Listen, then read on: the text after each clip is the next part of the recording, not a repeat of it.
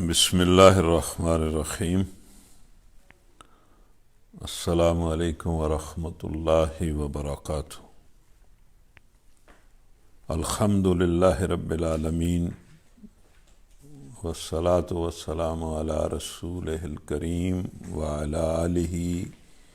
وصحبہ اجمعین۔ ربنا آمنا فاغفر لنا وارحمنا وانت خیر الراحمین۔ ربنا آتنا فی الدنیا حسنہ وفی الآخرۃ حسنہ وقنا عذاب النار، آمین برحمتک یا ارحم الراحمین۔ خواتین و حضرات، اللہ کے شکر کے ساتھ اور اس کے بابرکت نام کے ساتھ اور بلا شک و شبہ اسی کی توفیق اور اذن سے آج پھر ہم اپنے اس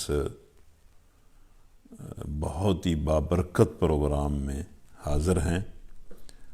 اور آج ہمارا سبق سورہ کاف ہے۔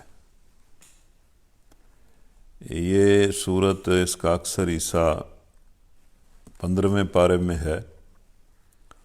اور پھر اس کا تھوڑا سا حصہ 16ویں پارے میں ہے۔ تو یہ ہماری عجیب خواہش ہے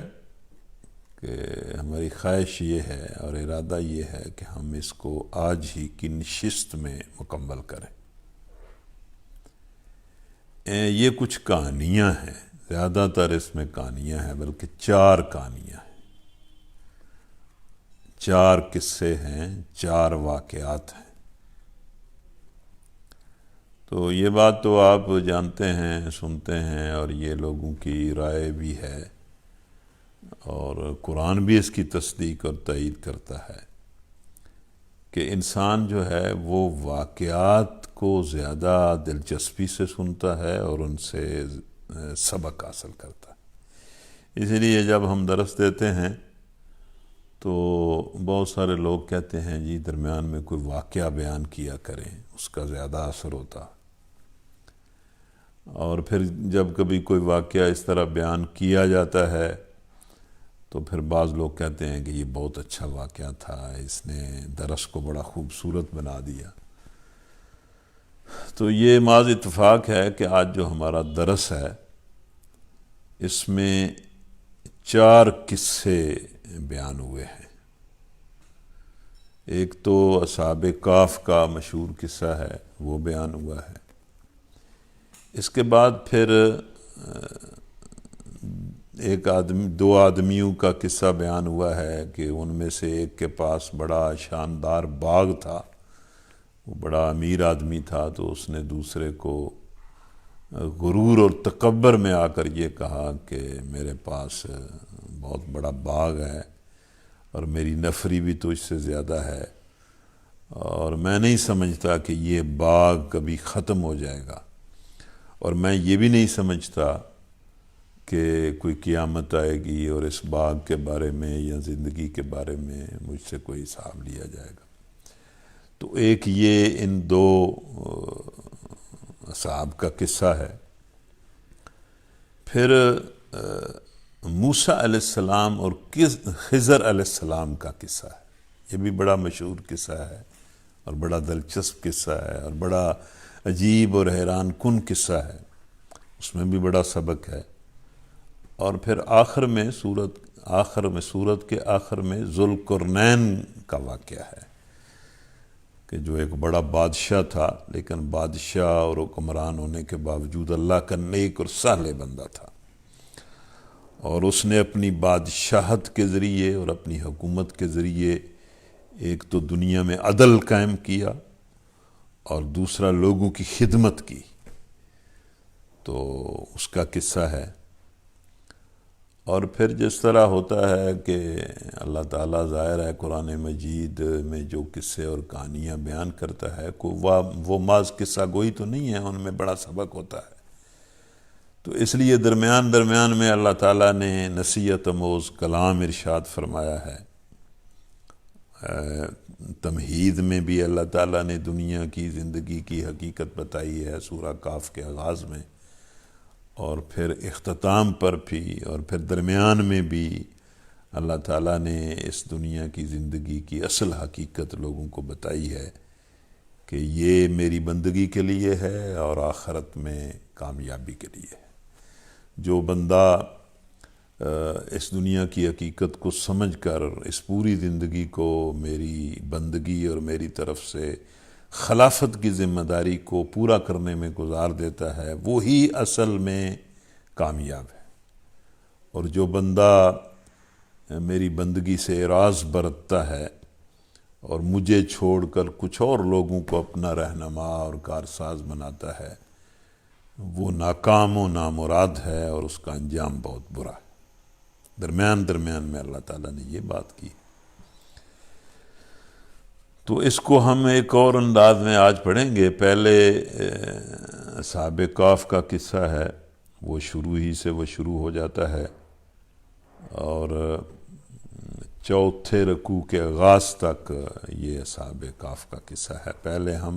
جو قرآن کی زبان میں جس طرح بیان ہوا ہے اسی طرح ہی ہم اس کو بیان کرنے کی کوشش کریں گے۔ اعوذ باللہ من الشیطان الرجیم، بسم اللہ الرحمن الرحیم، الحمد للہ الذی انزل علی عبدہ الکتاب ولم یجعل لہ عوجا قیما لینذر بأسا شدیدا من لدنہ ویبشر المؤمنین الذین یعملون الصالحات ان لهم اجرا حسنا ماکثین فیہ ابدا وینذر الذین قالوا اتخذ اللہ ولدا ما لهم به من علم ولا لآبائهم کبرت کلمۃ تخرج من افواہہم ان یقولون الا کذبا فلعلک باخع نفسک علی آثارہم ان لم یؤمنوا بہذا الحدیث اسفا انا جعلنا ما علی الارض زینۃ لہا لنبلوہم ایہم احسن عملا وَإِنَّا لَجَائِلُونَ مَا عَلَيْهَا سَعِيدًا جُرُزًا أَمْ حَسِبْتَ أَنَّ أَصْحَابَ الْكَهْفِ وَالرَّقِيمِ كَانُوا مِنْ آيَاتِنَا عَجَبًا إِذْ أَوَى الْفِتْيَةُ إِلَى الْكَهْفِ فَقَالُوا رَبَّنَا آتِنَا مِنْ لَدُنْكَ رَحْمَةً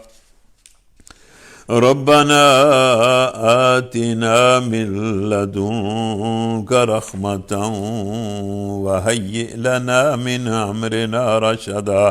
فضربنا على آذانهم في الكهف سنين عددا ثم بعثناهم لنعلم أي الحزبين أحصى لما لبثوا أمدا۔ ویسے تو یہاں پہلا رکوع ختم ہو جاتا ہے اور آخری اس کی جو 2-3 آیتیں ہیں ان سے ہی اصحاب کہف کا قصہ شروع ہو جاتا ہے، لیکن جہاں تک اس کہانی اور قصے کا ذکر ہے وہاں تک آپ تلاوت سن لے، پھر ہم قرآن کی زبان میں اس قصے کو سمجھیں گے۔ بس آپ سے گزارش ہے کہ بڑی دلچسپی کے ساتھ ان کہانیوں کو سنیں۔ نحن نقص عليك نبأهم بالحق إنهم فتية آمنوا بربهم وزدناهم هدى وربطنا على قلوبهم إذ قاموا فقالوا ربنا رب السماوات والأرض لن ندعو من دونه إلها لقد قلنا إذا شتتا هؤلاء قوم اتخذوا من دونه آلهة لولا يأتون عليهم بسلطان بين فمن أظلم ممن افترى على الله كذبا وَأَزِيتَذَلْتُمُوهُمْ وَمَا يَعْبُدُونَ إِلَّا اللَّهَ فَأَوُوا إِلَى الْكَهْفِ ينشر لكم ربكم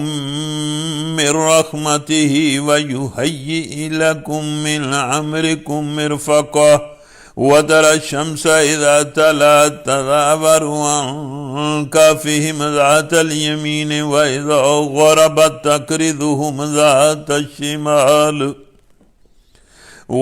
غربت تقرضهم ذات الشمال وهم في فجوة منه ذلك من آيات الله من يهد الله فهو المعتد ومن يضلل فلن تجد له وليا مرشدا وتحسبهم أيقاظا وهم ركود ونقلبهم ذات اليمين وذات الشمال وكلبهم باسط ذراعيه بالوسيد لو اطلعت عليهم لوليت منهم فرارا ولملئت منهم رعبا وكذلك بعثناهم ليتساءلوا بينهم قال قائل منهم كم لبثتم قالوا لبثنا يوما أو بعض يوم قالوا ربكم أعلم بما لبثتم فابعثوا وخذكم بورقكم هذه إلى المدينة فلينظر أيها أزكى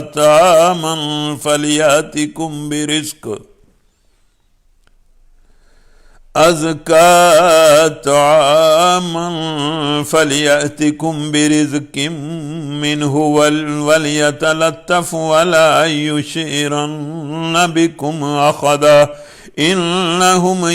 يظهروا عليكم يرجموكم أو يعيدوكم في ملتهم ولن تفلحوا إذا أبدا وكذلك عثرنا عليهم ليعلموا أن وعد الله حق وأن الساعة لا ريب فيها إذ يتنازعون بينهم أمرهم فقالوا ابنوا عليهم بنيانا ربهم أعلم بهم قال الذين غلبوا على أمرهم لنتخذن عليهم مسجدا سيقولون ثلاثة رابعهم كلبهم ويقولون خمسة سادسهم كلبهم رجما بالغيب ويقولون سبعة وثامنهم كلبهم قل ربي أعلم بعدتهم ما يعلمهم قل ربي أعلم بعدتهم ما يعلمهم إلا قليل فلا تمار فيهم إلا مراء ذاكرا ولا تستفت فيهم منهم أحدا ولا تقولن لشيء إني فاعل ذلك غدا إلا أن يشاء الله واذكر ربك إذا نسيت وقل عسى أن يهديني ربي لأقرب من هذا رشدا ولبثوا في كهفهم 300 سنين وازدادوا 9 قل الله أعلم بما لبثوا له غيب السماوات والأرض أبصر به وأسمه ما لهم من دونه من ولي ولا يشرك في حكمه أحدا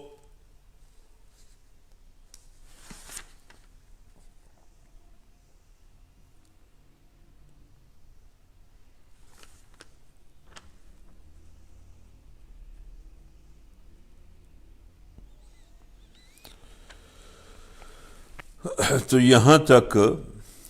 اللہ کرے آپ جاگ رہے ہوں، سن رہے ہوں، اور بڑی اچھی کیفیت کے ساتھ آپ بیٹھے ہوں۔ قرآن کا سننا اور سمجھنا یہ بہت بڑی سعادت ہے، اس سے بڑی کوئی سعادت نہیں ہے، اس سے بڑی کوئی خیر نہیں ہے، اس سے بڑی کوئی برکت کی بات نہیں ہے۔ جو لوگ آپ سن رہے ہیں ان کو میں اللہ کے شکر کی دعوت دیتا ہوں کہ اس توفیق پر اللہ کا شکر ادا کریں،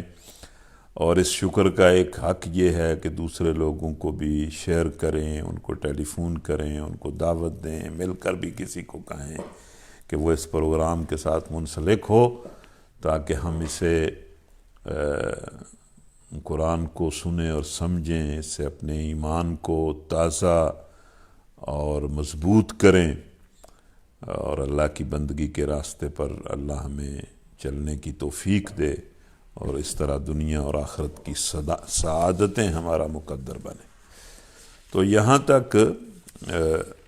جو آیتیں ہیں ان میں اصحاب کہف کی کہانی بیان ہوئی ہے۔ تو میں اپنی طرف سے کوئی بات کرنے کی بجائے جو کچھ قرآن نے کہا ہے اس کو آپ کے سامنے بیان کرتا ہوں، آپ توجہ سے سنیں، اور پھر اس سے جو سبق ہمیں حاصل کرنا ہے وہ بھی حاصل کرنے کی کوشش کریں۔ میں بھی آخر میں یہ آپ کو بتانے کی کوشش کروں گا کہ بھئی یہ جو اصحاب کہف کا قصہ اللہ نے قرآن مجید میں بیان کیا ہے، اس سے اللہ تعالیٰ کیا ہمیں درس اور سبق دینا چاہتا ہے۔ اصل تو وہ درس اور سبق مقصد ہے۔ تو اس طرح اللہ تعالیٰ بات شروع کرتا ہے، تعریف اللہ کے لیے ہے۔ کتنا اچھا آغاز ہے، جگہ جگہ اللہ تعالیٰ یہ بات کرتا ہے۔ قرآن کا آغاز بھی اللہ نے اسی سے کیا ہے، الحمدللہ رب العالمین۔ تو یہ جو الحمدللہ کے الفاظ ہیں یہ بڑے کمال کے الفاظ ہیں، ان کو بار بار اپنی زبان سے دہرانا چاہیے۔ یہ ایک حقیقت بھی ہے،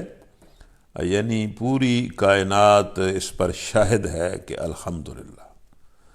اور پھر یہ کلمہ شکر بھی ہے کہ انسان جو کچھ ہے اور انسان کے پاس جو کچھ ہے اس کا تقاضا بھی یہ ہے کہ بندہ اس کا اقرار کرے کہ الحمدللہ۔ تو ہم اللہ تعالیٰ کی طرف سے یہ جو جملہ ہمیں سکھایا گیا ہے اس کا شکر کرنے کے لیے، حقیقت کا اظہار کرنے کے لیے ہم بار بار یہ کہتے ہیں کہ الحمدللہ، یا اللہ ساری تعریفیں تیرے لیے ہیں، سارا شکر تیرے لیے ہے، ہم تیری ہی تعریف کرتے ہیں اور تیرا ہی شکر ادا کرتے ہیں۔ تو تعریف اللہ کے لیے ہے جس نے اپنے بندے پر یہ کتاب نازل کی اور اس میں کوئی ٹیڑھ نہ رکھی۔ یعنی اللہ تعالیٰ کی طاقت اور اس کی قدرت کا بھی یہ مظہر ہے کہ اس نے یہ کتاب نازل کی ہے، اور پھر اس کتاب کو اس نے ہدایت کا ذریعہ اور غیر معمولی برکتوں کا ذریعہ بنا کر نازل کیا۔ اس لیے اس کے نزول پر یہ شکر بھی ہے کہ الحمدللہ۔ اور یہ کتاب ٹھیک ٹھیک سیدھی بات کہنے والی کتاب ہے، تاکہ وہ لوگوں کو خدا کے سخت عذاب سے خبردار کر دے۔ یعنی ہم نے اس کتاب کو اپنے بندے پر نازل کیا ہے تاکہ وہ لوگوں کو بتائے کہ تم یہاں شترے بے مہار نہیں ہو، تم نے ایک ایک بات کا اور ایک ایک عمل کا حساب اللہ کو دینا ہے۔ اس کے بتائے ہوئے ضابطے اور اس کے انبیاء کی بتائی ہوئی شریعتوں کے مطابق اگر تم اللہ کی بندگی کرو گے تو کامیاب ہوگے، تمہیں حساب دینا پڑے گا۔ تو ہم نے اپنے بندے پر قرآن اس لیے نازل کیا ہے کہ وہ لوگوں کو بتا دے کہ تمہارا انجام کیا ہے، تمہارے ساتھ کیا ہونے والا ہے، تم کیوں پیدا کیے گئے ہو۔ اور پھر وہ ہمارا بندہ جس پر ہم نے قرآن نازل کیا ہے، محمد صلی اللہ علیہ وسلم، وہ ایمان لا کر نیک عمل کرنے والوں کو خوشخبری دے دے کہ ان کے لیے اچھا اجر ہے جس میں وہ ہمیشہ رہیں گے۔ یعنی جو کوئی محمد صلی اللہ علیہ وسلم کی بات مان کر، اس قرآن کی ساری باتیں مان کر ایمان لائے گا اور اس کے مطابق نیک اعمال کرے گا، اس کے لیے نہ ختم ہونے والا اجر ہے، بہت اچھا بدلہ ہے۔ اور پھر ہمارا یہ بندہ اس قرآن کے ذریعے ان لوگوں کو بھی ڈرا دے جو کہتے ہیں کہ اللہ نے کسی کو بیٹا بنایا ہے۔ تو یہ چونکہ اس وقت جتنے لوگ تھے سارے کہتے تھے، مشرکین عرب بھی کہتے تھے، فرشتوں کو اور دیویوں کو اللہ کی بیٹی کہتے تھے، اور یہودیوں نے بھی یہ نظریہ بنا لیا تھا، وہ بھی عزیر علیہ السلام کو اللہ کا بیٹا کہتے تھے، اور اس وقت جو عیسائی موجود تھے وہ بھی عیسیٰ علیہ السلام کو اللہ کا بیٹا کہتے تھے۔ اور آج بھی دنیا میں بڑے بے وقوف اور احمق لوگ ہیں جو اس طرح کے نظریات رکھتے ہیں۔ تو اللہ نے فرمایا کہ تاکہ ہمارا یہ بندہ اس قرآن کو لے کر یہ ان لوگوں کو ڈرا دے جو کہتے ہیں کہ اللہ نے کسی کو بیٹا بنایا ہے۔ اس بات کا نہ انہیں کوئی علم ہے نہ ان کے باپ دادا کو تھا، بڑی بات ہے جو ان کے منہ سے نکلتی ہے، اور یہ محض جھوٹ ہے کہ اللہ نے کسی کو بیٹا بنایا ہے یا بیٹی بنایا ہے۔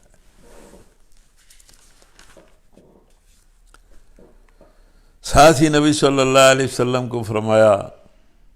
کیونکہ ایک عرصہ گزر چکا تھا مکہ کے لوگوں کو، عرب کے لوگوں کو سمجھاتے سمجھاتے، ایمان کی دعوت دیتے دیتے، اور وہ ایمان نہیں لاتے تھے، اور نبی صلی اللہ علیہ وسلم بہت فکر مند ہوتے تھے، رنجیدہ ہوتے تھے، غم زدہ ہوتے تھے، پریشان ہوتے تھے کہ یہ لوگ کیوں نہیں بات مانتے، کیوں نہیں ایمان لاتے۔ جس طرح ایک بہت ہی ہمدرد اور مخلص باپ اپنے بچے کو کوئی نصیحت کرتا ہے اور بچہ نہیں مانتا تو وہ باپ بیچارہ بالکل رنجیدہ ہو جاتا ہے، غم زدہ ہو جاتا ہے کہ کمال کی بات ہے کہ میں اس کا اتنا مخلص ہوں، میں اس کا اتنا خیر خواہ ہوں، میں اس کا اتنا فائدہ چاہنے والا ہوں، اور یہ میری بات نہیں مانتا۔ اسی طرح ہر امت کا نبی اپنی امت کے بارے میں فکر مند ہوتا ہے، اور محمد صلی اللہ علیہ وسلم تو غیر معمولی فکر مند تھے۔ تو اللہ تعالیٰ نبی صلی اللہ علیہ وسلم کو فرماتا ہے کہ اچھا اے محمد صلی اللہ علیہ وسلم، شاید تم ان لوگوں کے پیچھے غم کے مارے اپنی جان ہی ضائع کر دو گے کہ یہ اس تعلیم پر ایمان نہیں لاتے۔ یعنی آپ اندازہ کریں کہ وہ لوگ جو ایمان نہیں لاتے تھے، نبی صلی اللہ علیہ وسلم کا مذاق اڑاتے تھے، انہیں اذیتیں دیتے تھے، انہیں ان کے ساتھ معاشی مقاطع کرتے تھے، انہیں شیب ابی طالب کے اندر بند کر دیا، ان کو طرح طرح کی اذیتیں دیں، ان کے ساتھیوں پر بڑے ظلم ڈھائے، تو اس کے باوجود وہ ظلم ڈھانے والے جو تھے ان کی فکر تھی نبی صلی اللہ علیہ وسلم کو، ان کے غم میں کھوئے جا رہے تھے، ان کے غم میں اپنی مطلب کہ جان گھلائے جا رہے تھے۔ آپ اندازہ دیکھیں کہ جو دشمنی کر رہے تھے، جو ظلم کر رہے تھے، جو زیادتیاں کر رہے تھے، ان کے ساتھ اتنی ہمدردی کہ ان کی ہدایت کے بارے میں اتنی فکر مندی کہ اللہ فرماتا ہے کہ تم اپنی جان ہی کو ہلاک کر دو گے۔ اور پھر ان کی طرف روح سخن اللہ کا پھرتا ہے، اور اللہ فرماتا ہے کہ لوگوں حقیقت یہ ہے کہ یہ جو کچھ سر و سامان بھی زمین پر ہے، جو کچھ ہم نے زمین میں پیدا کیا ہے، یہ سارے خزانے، یہ ساری کرنسیاں، یہ ساری حکومتیں، یہ ساری چودراہٹیں، یہ سارے ڈیرے، یہ ساری حویلیاں، یہ ساری پھوپھاں، اور یہ سارے تمہارے مطلب یہ جو سلسلے ہیں، حقیقت تو یہ ہے کہ یہ جو کچھ سر و زمان بھی زمین پر ہم نے پیدا کیا ہے، اس کو ہم نے زمین کی زینت بنایا ہے، اس دنیا کی زندگی بنایا ہے، زینت بنایا ہے، خوبصورتی بنایا ہے، اور اس لیے بنایا ہے کہ لوگوں کو آزمائیں، صرف اس لیے کہ لوگوں کو آزمائیں اور یہ دیکھیں کہ کون بہتر عمل کرنے والا ہے۔ تو اصل چیز تو حسن عمل ہے، جس کی بنیاد ایمان ہے، کہ ایمان لاؤ اور اس کی بنیاد پر اللہ کے حکم کے مطابق اپنی ساری زندگی کو حسن عمل میں تبدیل کر دو۔ اپنے اخلاق کو، اپنے معاملات کو، اپنی معیشت کو، اپنے کاروبار کو، اپنی سیاست کو، اپنی حیثیت کو، اپنے علم کو، جو کچھ تمہیں دیا گیا ہے اس کو لے کر حسن عمل کرو، نیکی کرو، نیکی کو اوڑھنا بچانا بناؤ، نیکی کی طرف بھاگ کر چلو۔ اصل چیز تو نیکی ہے۔ آخر کار ہم اس ساری زمین اور دنیا کو، ساری زمین کو ایک چٹیل میدان بنا دینے والے ہیں، سب کچھ ختم کر دیں گے اور اس کو ایک چٹیل میدان بنا دیں گے۔ اس کے بعد پھر اصحاب کہف کا قصہ شروع ہو جاتا ہے، اور اللہ اس کو کس طرح شروع کرتا ہے؟ سننے والوں کو کہتا ہے، جو اس قصے کو سنتے تھے اور اس پر حیران ہوتے تھے اور باتیں کرتے تھے، اللہ فرماتا ہے کیا تم سمجھتے ہو کہ غار اور کتبے والے، یعنی وہ جو غار میں رہے اور پھر اس غار پر تم نے ایک ان کا یادگاری کتبہ انسانوں نے لگا دیا، کیا تم سمجھتے ہو کہ غار اور کتبے والے ہماری کوئی بڑی عجیب نشانیوں میں سے تھے؟ مطلب تمہارا خیال یہ ہے کہ ہم نے کچھ نوجوانوں کو، وہ 5 تھے یا 7 تھے یا 9 تھے،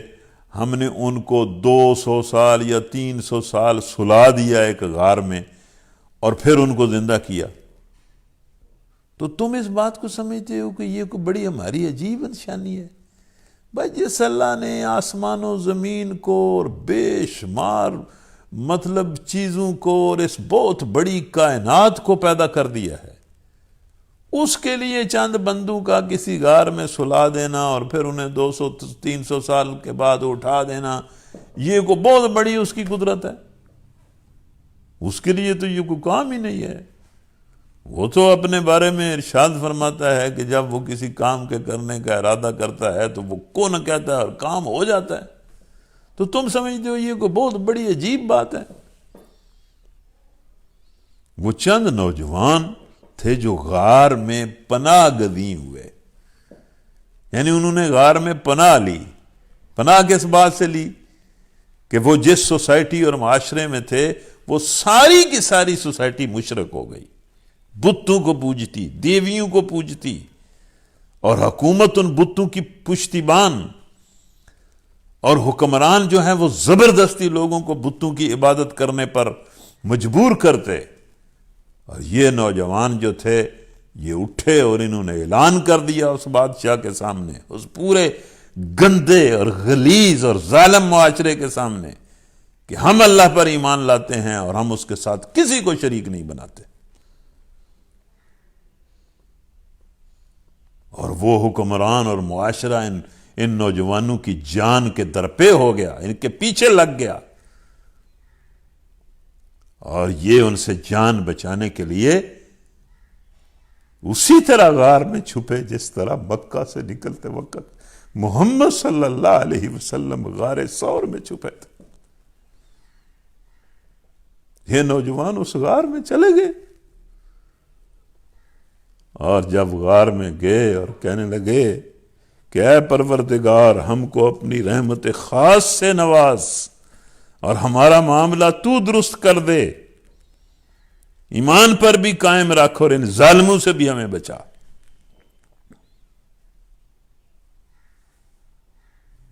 تو ہم نے کیا کیا؟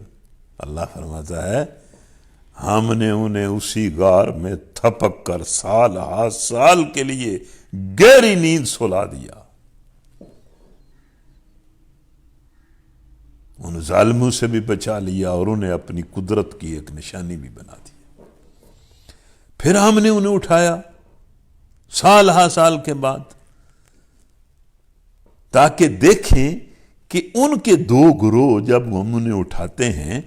تو آپس میں بحث کرتے ہیں، اور پھر وہ مدت کے بارے میں بحث کرنا شروع کر دیتے ہیں کہ ہم یہاں غار میں کتنی دیر رہے۔ ہم دیکھیں کہ وہ کیا بحث کرتے ہیں، مدت قیام کا کیا شمار کرتے ہیں۔ اللہ تعالیٰ نے مختصر سی بات کی کہ وہ نوجوان تھے ظالموں سے اپنی جان بچانے کے لیے اور ایمان بچانے کے لیے، اصل میں ایمان بچانے کے لیے، آگے بات آئے گی ایمان بچانے کے لیے،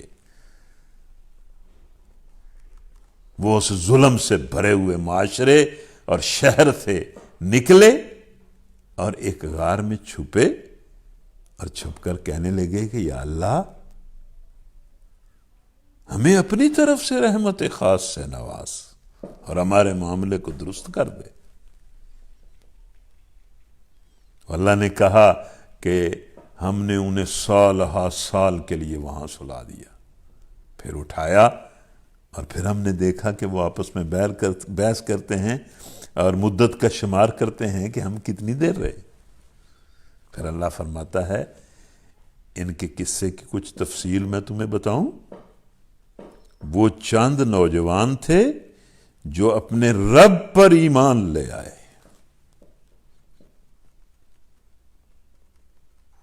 کہ اللہ ہی ہمارا رب ہے، اللہ ہی ہمارا حاکم ہے، ہم زندگی کے کسی معاملے میں اللہ کے حکم میں کسی دوسرے کو شریک نہیں کرتے، نہ اپنے دل کو، نہ اپنی پیشانی کو، نہ اپنی زندگی کو، نہ اپنے اعمال کو کسی کے سامنے نہیں جھکاتے، ایک اللہ کے سامنے جھکتے ہیں۔ کچھ نوجوان تھے جو اپنے رب پر ایمان لے آئے تھے اور ہم نے ان کو ہدایت میں ترقی بخشی تھی، یعنی جب وہ سچے دل سے ایمان لائے تو اللہ نے ان کی ہدایت میں اضافہ کر دیا اور ان کو یہ توفیق بخشی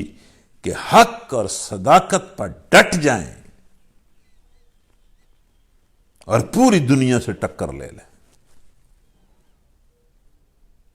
اور اپنے آپ کو سخت خطرے میں ڈال لینا گوارا کر لیں، مگر باطل کے آگے نہ جھکیں۔ وہ نوجوان تھے، اللہ پر ایمان لے آئے، ہم نے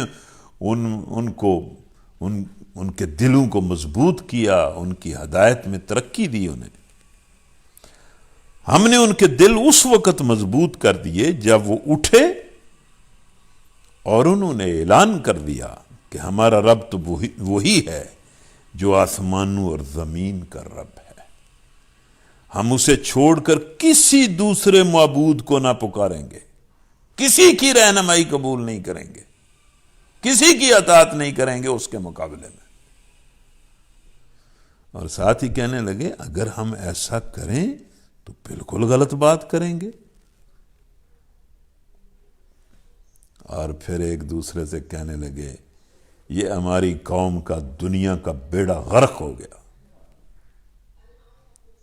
اللہ کرے کہ آج بھی ایسے نوجوان اٹھیں، نوجوان سن رہے ہوں گے،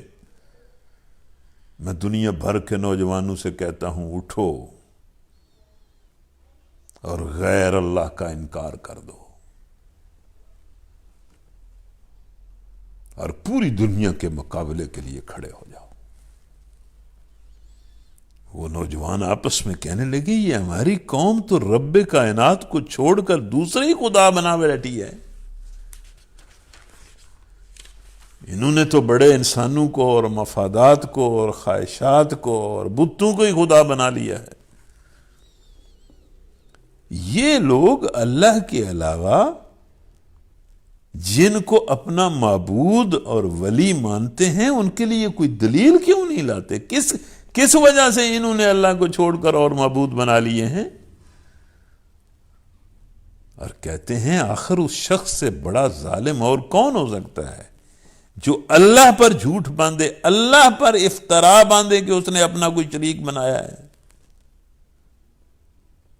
اپنا کوئی مقرب بنایا ہے جو اس کے احکام میں مداخلت کر سکتا ہے۔ تو یہ جو کوئی اس طرح کہے گا کہ بھئی اللہ نے جب کسی کو اپنا شریک نہیں بنایا اور وہ اللہ کا شریک بنائے گا تو وہ اللہ پر جھوٹ باندھے گا، افترا کرے گا۔ اور کہنے لگے اب جب کہ تم ان سے اور ان کے معبودان غیر اللہ سے بے تعلق ہو چکے ہو، تم نے اعلان کر دیا ہے کہ ان کے ساتھ ہمارا کوئی تعلق نہیں ہے، تو چلو اب فلاں غار میں جا کے پناہ لے لو، یہ تو ساری دنیا تمہاری دشمن ہو گئی ہے۔ وقت کے جابر حکمران جن کے پاس آئین بھی ہے، قانون کا ڈنڈا بھی ہے، طاقت بھی ہے، ادارے بھی ہیں، یہ تو سارے تمہارے دشمن ہو گئے ہیں۔ چلو فلاں غار میں جا کر چھپ جاتے ہیں، ان سے اپنے ایمان کو بھی بچاتے ہیں اور اپنی جان کو بھی بچاتے ہیں۔ اور ساتھ ہی اللہ پر بھروسہ کیا اور کہا تمہارا رب تم پر اپنی رحمت کا دامن وسیع کرے گا اور تمہارے کام کے لیے کوئی نہ کوئی سر و سامان نکال دے گا، مہیا کر دے گا۔ تو اللہ کے بندے سخت ترین حالات میں جب اٹھتے ہیں تو اللہ پر اعتماد اور توکل کرتے ہیں، جس طرح نبی صلی اللہ علیہ وسلم نے غار ثور میں جب ابوبکر صدیق نے کہا کہ اللہ کے رسول وہ تو غار کے منہ پر آ گئے ہیں ظالم، انہوں نے تو اپنے پاؤں کی طرف دیکھا تو ہمیں دیکھ لیں گے۔ تو قرآن میں آتا ہے کہ نبی صلی اللہ علیہ وسلم نے اپنے ساتھی ابوبکر سے کہا کہ بھائی ابوبکر تیرا ان دو کے بارے میں کیا خیال ہے جن کے ساتھ تیسرا اللہ ہے؟ لا تحزن ان اللہ معانا، نہ ڈر ابوبکر، اللہ ہمارے ساتھ ہے۔ ان کی آنکھیں بند کر دے گا، انہیں اندھا کر دے گا، یہ کچھ بھی ہمارا نہیں بگاڑ سکتے۔ تو اسی طرح ان کاف میں غار میں پناہ لینے والوں نے کہا کہ تمہارا رب تم پر اپنی رحمت کا دامن وسیع کرے گا اور تمہارے کام کے لیے کوئی نہ کوئی سر و سامان نکال دے گا۔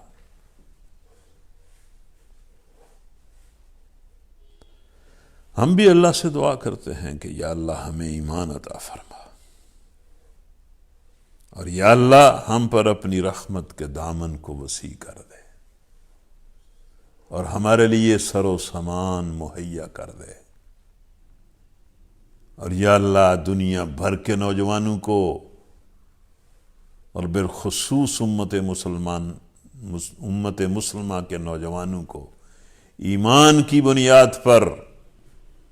اٹھا اور ان کی رہنمائی اور مدد کر اور دنیا سے شرک اور ظلم کو مٹا دے۔ اس کے بعد اللہ ان کی مزید تفصیل بیان، کتنا شاندار قصہ ہے ان نوجوانوں کا، کتنے خوش قسمت نوجوان تھے۔ ہمیں نظر آتے تو ہم ان کے ماتھے چوم لیتے کہ تم کیسے لوگ ہو کہ قیامت تک کے لیے اللہ نے تمہارا ذکر قرآن میں بیان کر دیا ہے اور تم لوگوں کی رہنمائی کرتے رہو گے، اس دنیا سے جا کر بھی رہنمائی کرتے رہو گے۔ کیسے رہنما اور لیڈر ہو،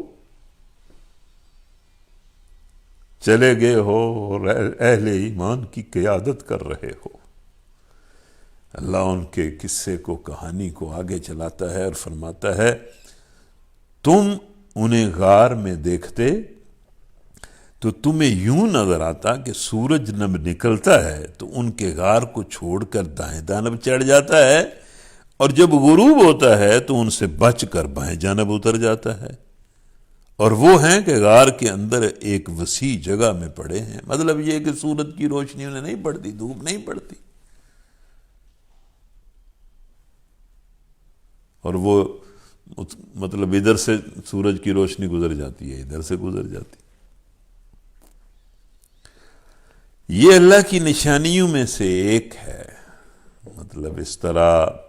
اس غار میں ان مومن نوجوانوں کو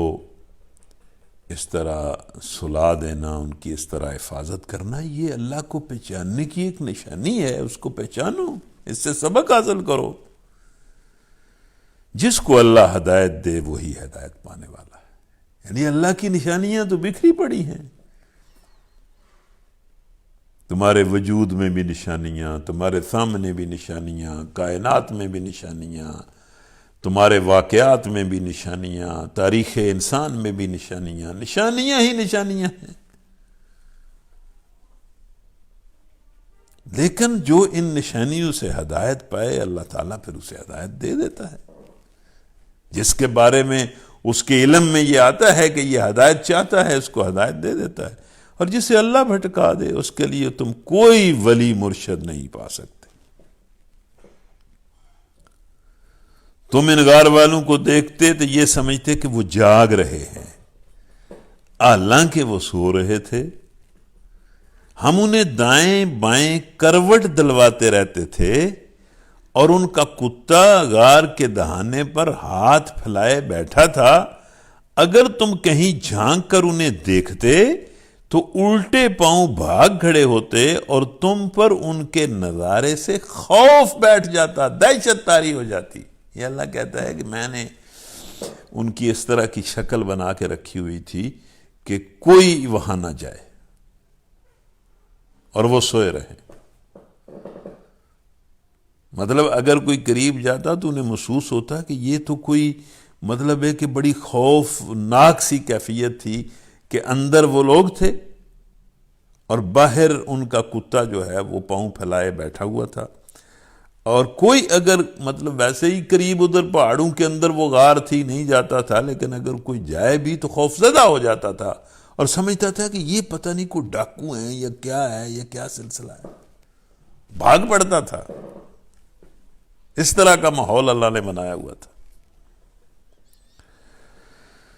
اور اسی عجیب کرشمے سے ہم نے انہیں اٹھا بٹھایا، پتہ نہیں کتنے 100 سال بعد ہم نے انہیں اس نیند سے اٹھا دیا۔ اللہ اکبر، اللہ اکبر، اللہ اکبر وللہ الحمد۔ یا اللہ ہم ایمان لاتے ہیں، ہمارے ایمان میں اضافہ اور ترقی دے، ہمیں سابقم بالخیرات اور مستجاب الدعوات بنا، ہمیں ایمان کے ساتھ اور تقوی کے ساتھ ہر طرح کی سلامتی اور برکات نصیب فرما، ہم پر، ہمارے بچوں پر اور ہماری نسلوں پر رحمت و شفقت اور فضل فرما۔ اور اسی عجیب کرشمے سے ہم نے انہیں اٹھا بٹھایا تاکہ ذرا آپس میں گل بات کریں، گفتگو کریں۔ ان میں سے ایک نے پوچھا، لو بھائی بتاؤ کتنی دیر اس حال میں رہے ہو، بتاؤ یار بتاؤ۔ دوسروں نے کہا، یار ایک دن رہے ہوں گے یا دن کا کوئی حصہ رہے ہوں گے، اتنا ہی رہے ہیں، اور کیا، آئے تھے بس یہاں لیٹے تھے، سو گئے تھے، اب اٹھ گئے ہیں۔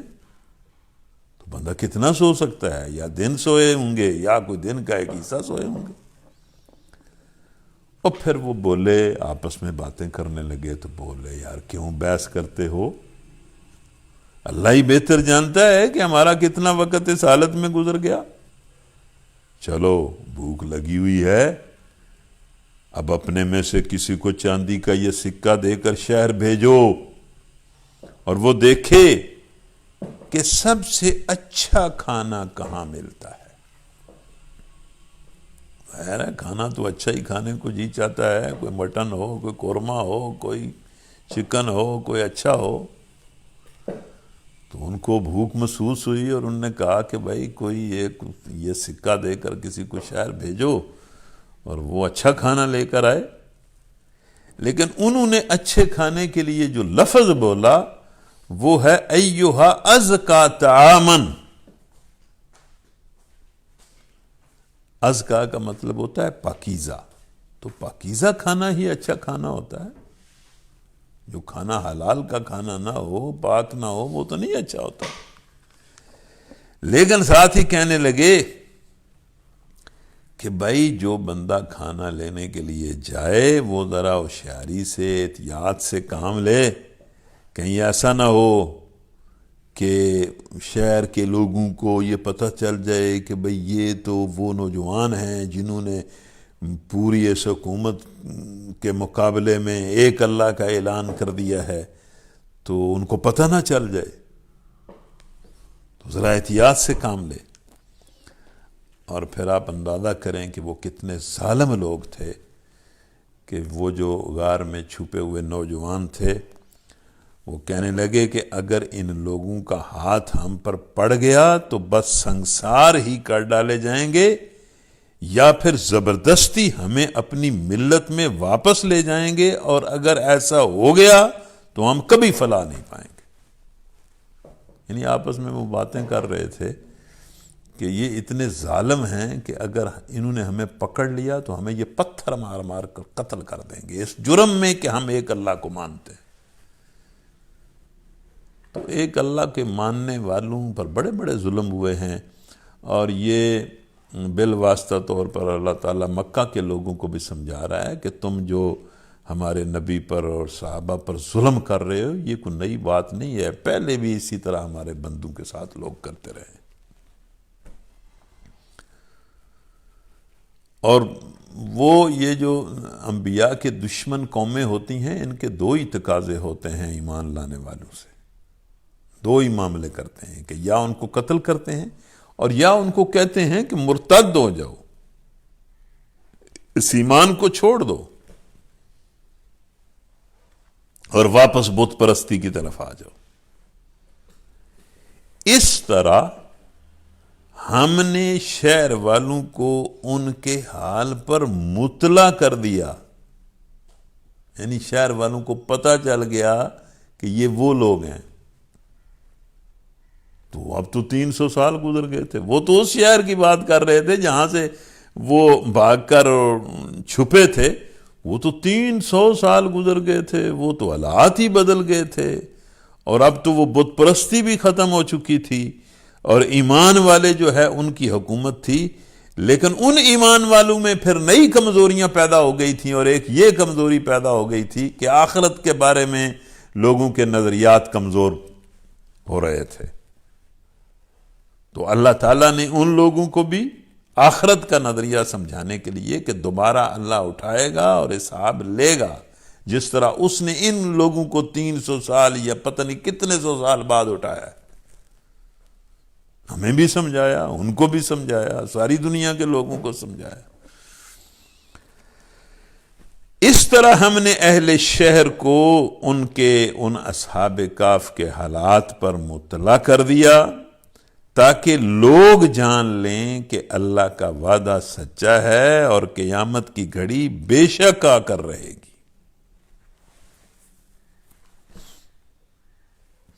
مطلب یہ جو اللہ تعالیٰ نے کیا اس وقت ان کو جگا دیا، اور وہ شہر میں ایک بندہ گیا اور سارے شہر میں مطلب ایک تماشا بن گیا، اور ایک خبر سارے شہر میں پھیل گئی، اور پھر وہ جو حکمران تھے وہ بھی اور لوگ بھی اس غار کی طرف آئے، اور وہ دیکھ کر حیران رہ گئے کہ یہ تو وہ لوگ ہیں جو پتہ نہیں اتنے 100 سال پہلے جن کے بارے میں ہم سنتے ہیں کہ وہ غار میں چھپ گئے تھے۔ یعنی جب وہ شخص کھانا خریدنے کے لیے شہر گیا تو دنیا بدل چکی تھی، بت پرست روم کو عیسائی ہوئے ایک مدت گزر چکی تھی، زبان، تہذیب، تمدن، لباس، ہر چیز میں نمایاں فرق آ گیا تھا۔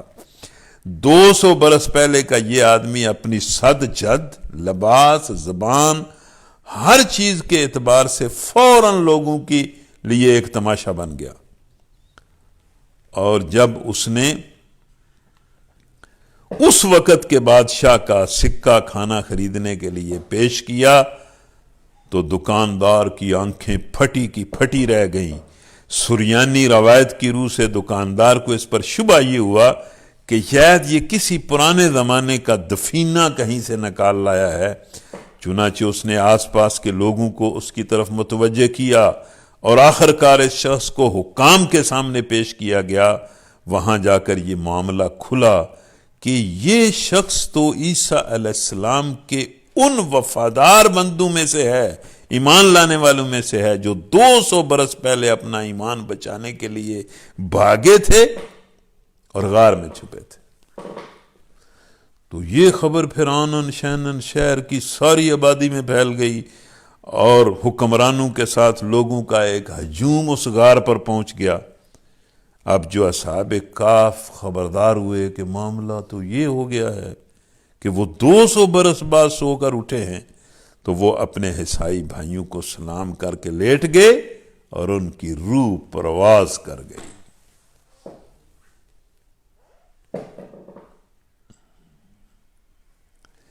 مگر ذرا خیال کرو کہ جب سوچنے کی اصل بات یہ تھی کہ بھئی قیامت آنے والی ہے، لوگوں کو اپنے حساب کتاب کا احساس کرنا چاہیے، اس وقت وہ آپس میں اس بات پر جھگڑنے لگے کہ ان کے ساتھ کیا کیا جائے، یہ جو اصحاب کہف فوت ہو گئے ہیں ان کے ساتھ کیا کیا جائے۔ کچھ لوگوں نے کہا ان پر ایک دیوار چن دو، ان کا رب بھی ان کے معاملے کو بہتر جانتا ہے۔ کہا جاتا ہے کہ یہ صالح لوگ تھے، علم والے لوگ تھے، انہوں نے کہا کہ بس ایک دیوار بنا دو، ٹھیک ہے، اللہ تعالیٰ ان کے معاملے کو جانتا ہے۔ مگر جو لوگ حکمران تھے، معاملات پر غالب تھے، انہوں نے کہا ہم تو ان پر ایک عبادت گاہ بنائیں گے۔ مطلب یہ کہ نبی صلی اللہ علیہ وسلم نے تو قبروں پر عبادت گاہیں بنانے سے بڑا منع کیا ہے، اور اس وقت بھی یہ بات کو ٹھیک نہیں تھی، لیکن انہوں نے کہا کہ ہم ایک عبادت گاہ بنائیں گے، یعنی شرک کے لیے ایک نیا راستہ نکال دیا۔ پھر ان کے بارے اللہ فرماتا ہے کہ کچھ لوگ کہیں گے کہ وہ 3 تھے اور چوتھا ان کا کتا تھا، اور کچھ دوسرے کہہ دیں گے کہ 5 تھے اور چھٹا ان کا کتا تھا۔ بھائی یہ سب بے تکی بھانکتے ہیں، کچھ اور لوگ کہتے ہیں کہ 7 تھے اور 8واں ان کا کتا ہے۔ کہو جب اللہ نے نہیں بتایا کہ وہ کتنے تھے تو تم پھر اس پر بحث کیوں کرتے ہو؟ مقصد کو پہچانو کہ مقصد کیا ہے۔ کہو میرا رب بھی بہتر جانتا ہے کہ وہ کتنے تھے۔ کم ہی لوگ ان کی صحیح تعداد جانتے ہیں، پس تم سرسری بات سے بڑھ کر ان کی تعداد کے معاملے میں کیوں بحث کرتے ہو؟ چھوڑو اس بات کو اور ان کے متعلق کسی سے کیوں پوچھتے ہو؟ اور دیکھو اب یہ ایک جملہ معترضہ آ گیا ہے، آگے پھر اصحاب کہف کی بات ہے کہ نبی صلی اللہ علیہ وسلم کو فرمایا گیا اور ان کے ذریعے ساری امت کو، مسلمانوں کو سبق دیا گیا، مجھے بھی، آپ کو بھی، سب کو، کہ کسی چیز کے بارے میں یہ نہ کہا کرو کہ میں کل یہ کام کر دوں گا۔ تم کچھ نہیں کر سکتے الا یہ کہ اللہ چاہے۔ مطلب یہ کہ حتمی طور پر یہ نہ کہا کرو کہ میں کل کروں گا، یہ کہا کرو انشاءاللہ کروں گا۔ اگر بھولے سے ایسی بات زبان سے نکل جائے تو فوراً اپنے رب کو یاد کرو، کہو امید ہے کہ میرا رب اس معاملے میں رشد سے قریب تر بات کی طرف میری رہنمائی فرما دے گا۔ مطلب اسی کی توفیق سے کروں گا جو کچھ کروں گا، انشاءاللہ کروں گا۔ اس کی تفسیر میں کچھ مفسرین نے تو لکھا ہے کہ نبی صلی اللہ علیہ وسلم سے جب مشرکین مکہ نے یہ سوال کیے کہ اصحاب کہف کون تھے اور خضر اور موسیٰ علیہ السلام کا قصہ کیا ہے اور ذوالقرنین کون تھا، تو نبی صلی اللہ علیہ وسلم انشاءاللہ کہنا بھول گئے اور کہا کہ میں تمہیں کل بتاؤں گا۔ لیکن وہی نہیں آئی، دوسرے دن بھی نہیں آئی، تیسرے دن بھی نہیں آئی، چوتھے دن بھی نہیں آئی، 15 دن گزر گئے تو لوگوں نے بھی مذاق اڑانا شروع کر دیا اور نبی صلی اللہ علیہ وسلم بھی پریشان ہو گئے۔ تو پھر یہ آیات نازل ہوئیں، اور پہلی آیت یہ نازل ہوئی کہ بھائی یہ نہ کہا کرو کہ میں کل یہ کروں گا، کہا کرو کہ انشاءاللہ کروں گا۔ اور پھر اللہ تعالیٰ نے ان اصحاب کہف کی بات بتاتے ہوئے کہا، اور وہ اپنے غار میں 300 سال رہے، اور کچھ لوگ مدت کے شمار میں 9 سال اور بڑھ گئے اور کہنے لگے کہ نہیں 309 سال رہے۔ تم کہو اللہ ان کے قیام کی مدت زیادہ جانتا ہے، آسمانوں اور زمین کے سب پوشیدہ احوال اسی کو معلوم ہے، کیا خوب ہے وہ دیکھنے والا اور سننے والا۔ زمین اور آسمان کی مخلوقات کا کوئی خبرگیر اس کے سوا نہیں ہے، اور وہ اپنی حکومت میں کسی دوسرے کو شریک نہیں کرتا۔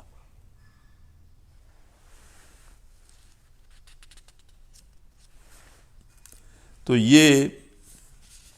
اصحاب کہف کی کہانی ہے۔ رہلے آپ سمجھ گئے ہوں گے کہ کسی زمانے میں جب بت پرستی بہت تھی اور بت پرستی کو حکومت کی پشت پناہی تھی اور وہ حکمران بڑے ظالم تھے،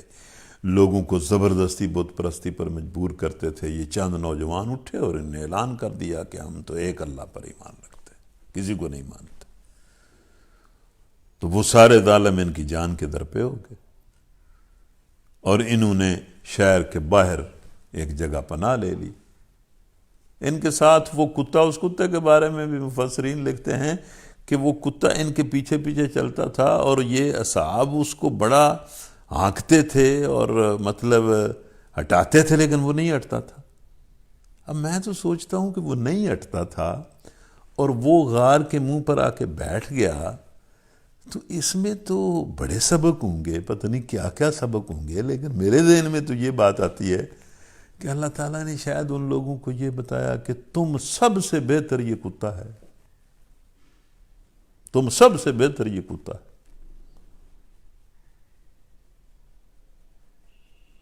جو ان کو پہچان کر ان کی حفاظت کے لیے ان کے ساتھ ہو گیا۔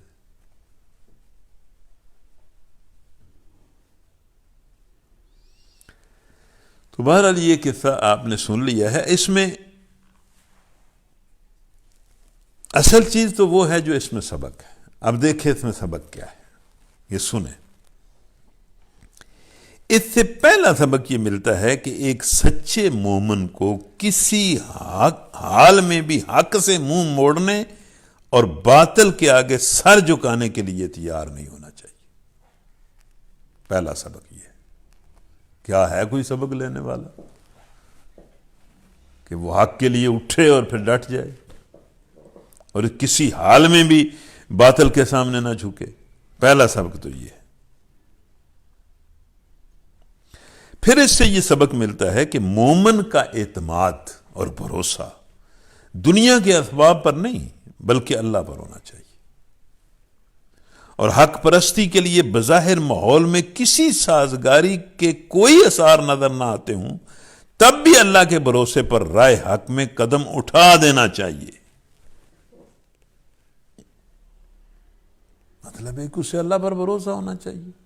اور کوئی اسباب بظاہر نہ ہوں پھر بھی اسے اللہ کے راستے میں قدم اٹھا دینا چاہیے۔ جس طرح انہوں نے کہا کہ بھئی چلو اس غار میں پناہ لیتے ہیں، اللہ تعالیٰ اپنی رحمت کے دامن کو ہم پر وسیع کرے گا اور ہمارے لیے سر و سامان نکال دے گا۔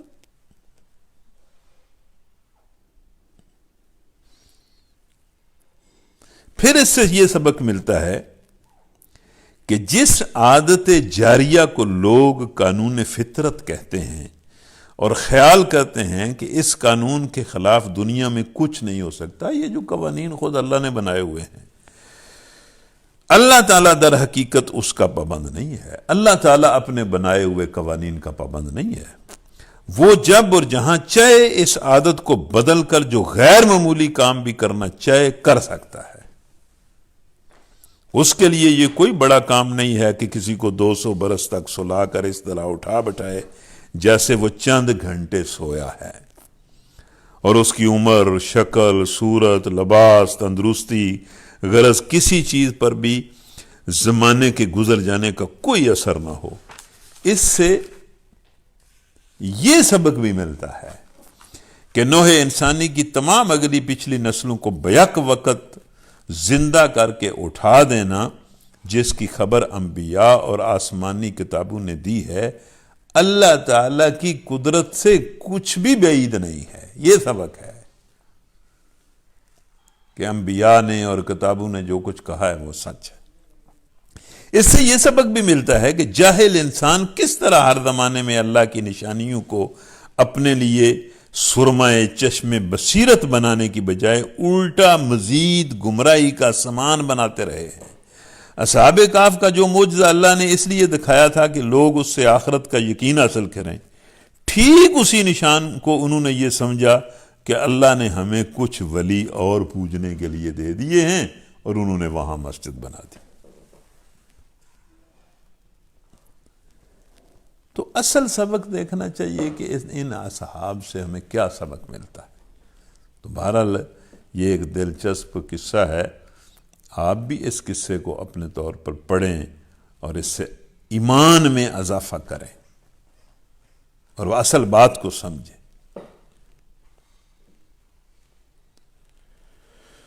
وَاتْلُ مَا أُوحِيَ إِلَيْكَ مِنْ كِتَابِ رَبِّكَ لَا مُبَدِّلَ لِكَلِمَاتِهِ وَلَنْ تَجِدَ مِنْ دُونِهِ مُلْتَحَدًا وَاصْبِرْ نَفْسَكَ مَعَ الَّذِينَ يَدْعُونَ رَبَّهُمْ بِالْغَدَاةِ وَالْعَشِيِّ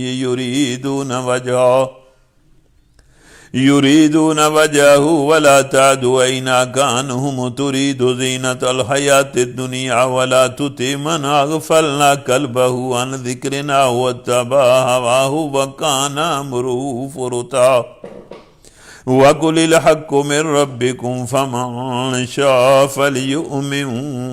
ومن شاء فليكفر إنا أعتدنا للظالمين نارا أحاط بهم سرادقها وإن يستغيثوا يغاثوا بماء كالمخل يشوي الوجوه بئس الشراب وساءت مرتفقا إن الذين آمنوا وعملوا الصالحات إنا لا نضيع أجر من أحسن عملا أولئك لهم جنات عدن تجري من تحتهم الأنهار يخلون فيها من أساور من ذهب ويلبسون ثيابا خضرا من سندس واستبرق متكئين فيها على الأرائك نعم الثواب وحسنت مرتفقا۔ یہ اصحاب کہف کا ایک قصہ، ایک واقعہ سنانے کے بعد اللہ تعالیٰ تین باتیں نصیحت کے طور پر نبی صلی اللہ علیہ وسلم کو خطاب کر کے فرماتا ہے، اور پھر ان کے ذریعے سارے مخلص اہل ایمان کو فرماتا ہے۔ اب اگر آپ ہوش میں ہیں، جاگے ہوئے ہیں، توجہ ادھر ہے، تو قرآن کی وہ نصیحتیں جو اللہ نے اس ماحول میں نبی صلی اللہ علیہ وسلم کو کیں اور صحابہ کو کیں، اور ان کے واسطے سے پر قیامت تک آنے والے مخلص اہل ایمان کو اللہ تعالیٰ کرتا ہے کہ یہ تین نصیحتیں یاد رکھو۔ اگر تم نے اللہ کی بندگی کرنی ہے اور اللہ کے راستے میں جہاد کرنا ہے اور دین کے ابلاغ اور غلبے کا کام کرنا ہے، تو یہ تین باتیں ذہن میں رکھو۔ میرا خیال ہے مجھے سننے والے لوگ جو ہیں وہ ظاہر ہے وہ اللہ کے راستے میں زندگی گزارنا چاہتے ہیں، تو وہ یہ تین نصیحتیں سن لیں۔ پہلی نصیحت کیا کہ اے محمد صلی اللہ علیہ وسلم اس قرآن کے ساتھ جڑ جاؤ، اس کی تلاوت کرتے رہو، اس کو سمجھتے رہو، پڑھتے اور پڑھاتے رہو۔ ان کلموں کو کسی کوئی بدل نہیں سکتا، نہ ان کا کوئی بدل ہو سکتا، اور اگر تم نے قرآن کو چھوڑ دیا تو پھر تمہیں کوئی جائے پناہ نہیں ملے گی۔ آ رہی ہے آپ کو سمجھ؟ آج امت مسلمان نے قرآن چھوڑ دیا ہے تو کوئی جائے پناہ مل رہی ہے؟ کوئی جائے پناہ نہیں مل رہی۔ تو پہلی نصیحت کہ مسلمانوں اس قرآن کے ساتھ جڑ جاؤ اور سب کو اس کے ساتھ جوڑ دو۔ میں علماء سے بھی کہتا ہوں، اس امت کے بڑے لوگوں سے بھی کہتا ہوں، حکمرانوں سے بھی کہتا ہوں، عام لوگوں سے بھی کہتا ہوں، نوجوانوں سے بھی کہتا ہوں کہ بس جڑو اس قرآن کے ساتھ، اس کا علم بھی حاصل کرو، اس پر عمل بھی کرو، اس کے داعی بھی بن جاؤ، اس کا نفاذ بھی کرو، جتنا ممکن ہے کرو، اور اس کے داعی بھی بن جاؤ۔ پہلی نصیحت ہے۔ اور دوسری نصیحت کیا؟ اصل میں وہ مشرکین مکہ اس قرآن کو بدلنے کا مطالبہ بھی کرتے تھے، اور دوسرا کہتے تھے بھئی یہ جو بلال ہے اور صہیب ہے اور عمار ہے، ان کو چھوڑو،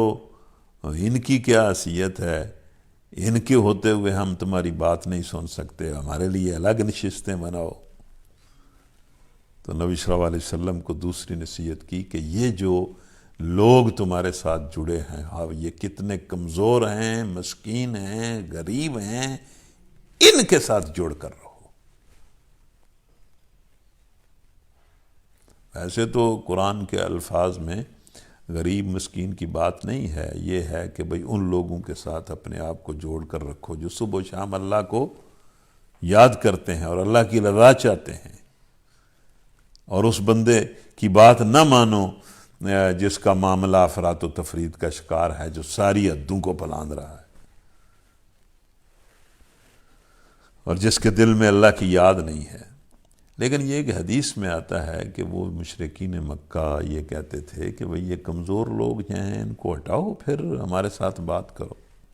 بلال کے ہوتے ہوئے، عمار کے ہوتے ہوئے۔ اور حدیث میں تو میں نے یہ بھی پڑھا ہے کہ جب یہ آیتیں نبی صلی اللہ علیہ وسلم پر نازل ہوئیں کہ ان اپنے ساتھیوں سے جڑ کر رہے ہیں، تو ان کی چیخ نکل گئی اور زور زور سے کہنے لگے، بلال کدھر ہو میرے پاس آ جاؤ، عمار کدھر ہو میرے پاس آ جاؤ، صہیب کدھر ہو میرے پاس آ جاؤ، میرے پاس آ جاؤ، مجھے اللہ نے تم سے جڑ کر رہنے کا حکم دیا، میرے پاس آ جاؤ۔ تو دوسری نصیحت یہ کہ نیک اور صالح لوگوں، اور بطور خاص وہ نیک اور صالح جو سوسائٹی میں معاشی اعتبار سے کمزور ہوتے ہیں، ان کے ساتھ جڑ کر رہو۔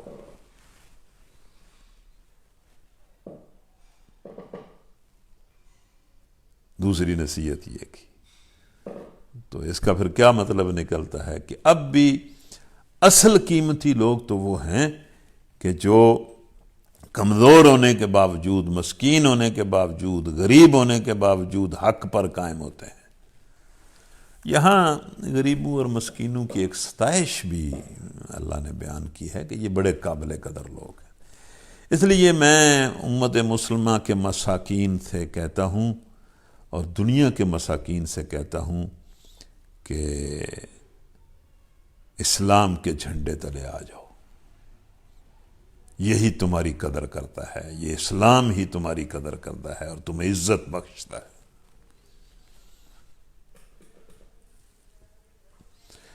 اور تیسری نصیحت یہ کی کہ اے محمد صلی اللہ علیہ وسلم اور اے صحابہ اور اے مسلمانوں، حق بات الل اعلان کرتے جاؤ، لوگوں کے سامنے حق بات بیان کرتے جاؤ، جو چاہے گا اس کو قبول کر لے گا، جو چاہے گا انکار کر لے گا، جو انکار کرے گا اس کے لیے ہم نے جہنم تیار کی ہوئی ہے، اور جو ایمان لے کر نیک عمل کرے گا اس کے لیے ہم نے جنت تیار کی ہوئی ہے۔ تم ہانکے پکارے حق کا اعلان کرتے جاؤ، جس کا جی چاہے گا اس کو قبول کر لے گا، جس کا جی چاہے گا انکار کر دے گا۔ اس کے بعد اگلا رکوع ہے، پھر میں نے آپ کو بتایا تھا کہ یہ ایک دوسری کہانی ہے۔ وَاضْرِبْ لَهُمْ مَثَلَ الرَّجُلَيْنِ جَعَلْنَا لِأَحَدِهِمَا جَنَّتَيْنِ مِنْ أَعْنَابٍ وَخَفَفْنَاهُمَا بِنَخْلٍ وَجَعَلْنَا بَيْنَهُمَا زَرْعًا كِلْتَا الْجَنَّتَيْنِ آتَتْ أُكُلَهَا وَلَمْ تَظْلِم مِّنْهُ شَيْئًا وَفَجَّرْنَا خِلَالَهُمَا نَهَرًا وَكَانَ لَهُ ثَمَرٌ فَقَالَ لِصَاحِبِهِ وَهُوَ يُخَاوِرُهُ أَنَا أَكْثَرُ مِنْكَ مَالًا وَأَعَزُّ نَفَرًا وَدَخَلَ جَنَّتَهُ وَهُوَ ظَالِمٌ لِنَفْسِهِ قَالَ مَا أَظُنُّ أَن تَبِيدَ هَٰذِهِ أَبَدًا وَمَا أَظُنُّ السَّاعَةَ قَائِمَةً وَلَئِن رُّدِدتُّ إِلَىٰ رَبِّي لَأَجِدَنَّ خَيْرًا مِّنْهَا مُنقَلَبًا قال له صاحبه وهو يخاوره أكفرت بالذي خلقك من تراب ثم من نطفة ثم سواك رجلا لكن هو الله ربي ولا أشرك بربي أحدا ولولا إذ دخلت جنتك قلت ما شاء الله لا قوة إلا بالله إن ترني أنا أقل منك مالا وولدا فعسى ربي أن يؤتيني خيرا من جنتك ويرسل عليها حسبانا من السماء فتصبح سيدا دلقا أو يصبح ماؤها غورا فلن تستطيع له طلبا وأحيط بثمره فأصبح يقلب كفيه على ما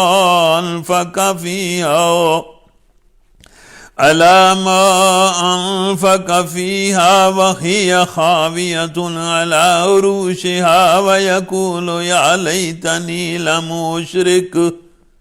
لم أشرك بربي أحدا ولم تكن له فئة ينصرونه من دون الله وما كان منتصرا هنالك الولاية لله الحق هو خير ثوابا وخير عقبا. تو یہ اصحاب کاف میں بیان ہونے والا دوسرا قصہ ہے. اللہ کرے آپ نے اصحاب کاف کا قصہ بھی بڑی توجہ سے سنا ہو، بڑے احترام سے سنا ہو، اور اس کی وجہ سے آپ کے دل میں یہ شوق پیدا ہوا ہو کہ ہم بھی ایمان پر اپنے آپ کو مضبوط کریں اور اللہ پر بھروسہ کریں اور اللہ کی بندگی اور اس کے راستے میں جہاد کے لیے کمر بستہ ہو جائیں. اب یہ دوسرا قصہ ہے، اس کو سنو. اے محمد صلی اللہ علیہ وسلم ان کے سامنے ایک مثال پیش کرو. دو شخص تھے، ان میں سے ایک کو ہم نے انگور کے 2 باغ دیے ہوئے تھے اور ان دونوں باغوں کے گرد کھجوروں کے درختوں کی باڑ لگائی. مطلب 2 باغ تھے کھجور کے اور ان کے ارد گرد کھجوروں کے درخت تھے جو خود پھلدار ہوتے ہیں، اور ان کے درمیان، ان دونوں باغوں کے درمیان